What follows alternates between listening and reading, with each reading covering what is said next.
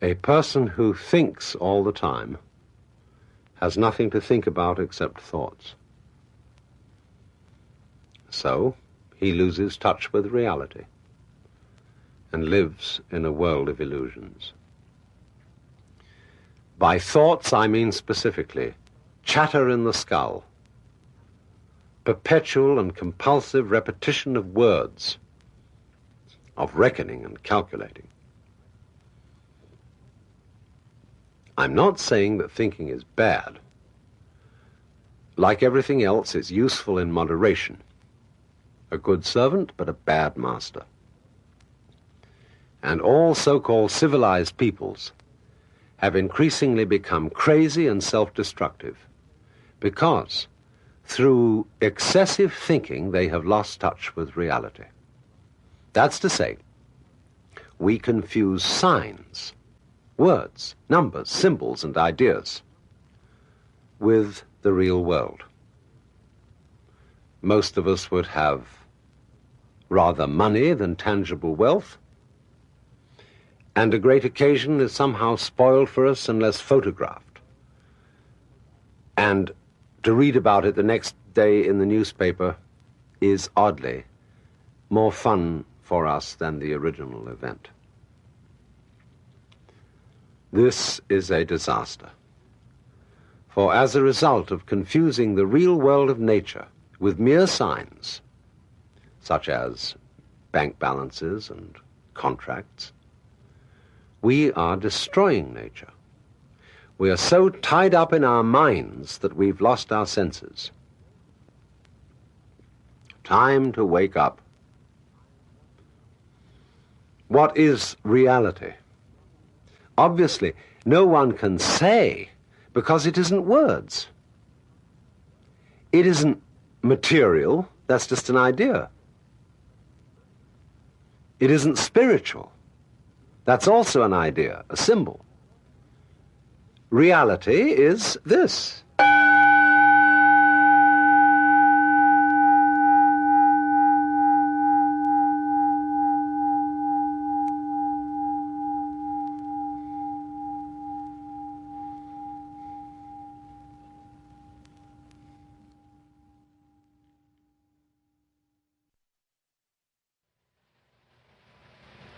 Realize that anybody whom you consider in matters spiritual, psychological, and so on, as an authority, has this authority because of your opinion that he has, or she has. How do you know? If you say, for example, like a Protestant fundamentalist, that you believe in the Bible, that the Bible is inspired, or you may say, as a more liberal kind of Christian, that Jesus Christ is the greatest being that ever lived on earth. How do you know? It's your opinion that that is so. Lots of people may have told you so, and you may be very impressed by those people, but you bought it.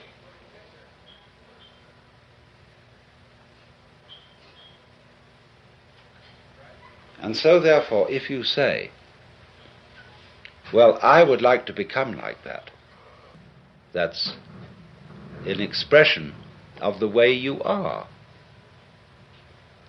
You couldn't feel, I would like to become like that, like the authority, like the Christ, except as an expression of the way you are now. And the way you are now is the quaking mess. And therefore, your emulation, your desire, your idealism to become like Christ is merely one of the appetites of your quaking mess. It's an expression of you as you are. And don't fool yourselves.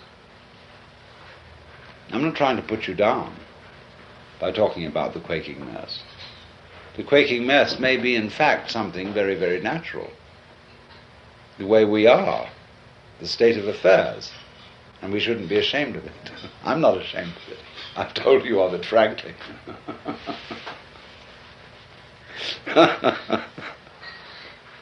But it is important not to fool oneself about this. But there doesn't there, seem to remain a problem about existence, about being alive. Now let's go into what is that problem at the sort of nitty-gritty level.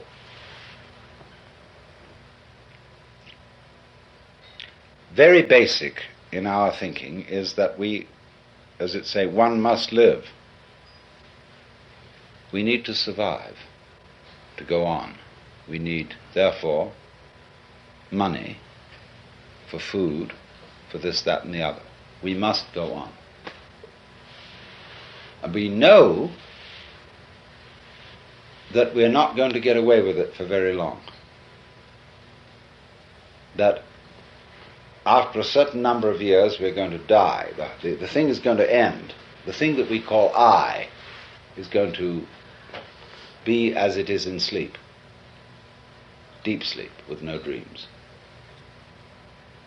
But that between now and that happening, there may be the most ghastly pains.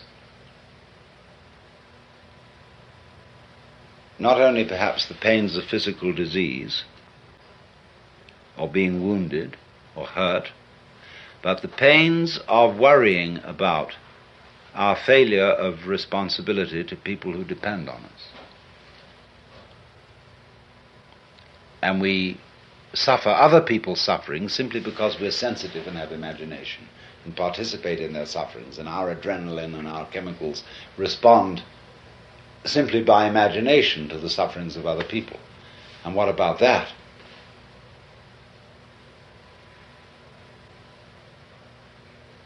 And so we can look at these problems and say, now, quite obviously, all these problems cannot be solved in a physical way. That is to say, we do not expect in our lifetime that medical skill will make us exempt from death. We do not seriously expect that human beings will all learn to be nice to each other and will refrain from war and horrors of that kind, racial prejudice and so on. We don't seriously expect to find a method of being protected by taking some sort of drug against all possible disease and pain. So therefore we say, now maybe there's another way around. Maybe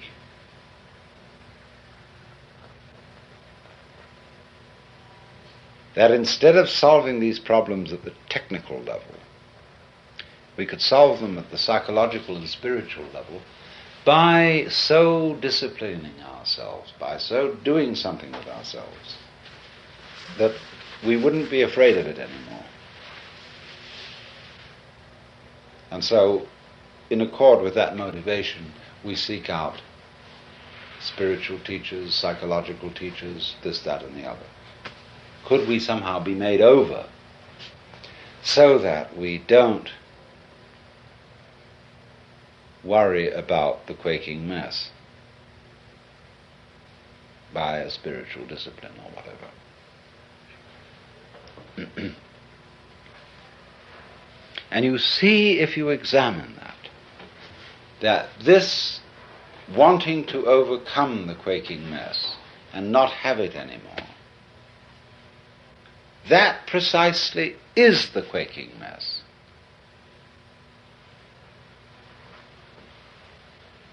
The thing that we object to about ourselves is precisely what we do about overcoming it. In other words, the activity that we employ in overcoming it is the mess that we object to. Do you see that? And it's very important to realize that. And if you do realize it, you raise the question, then what can I do?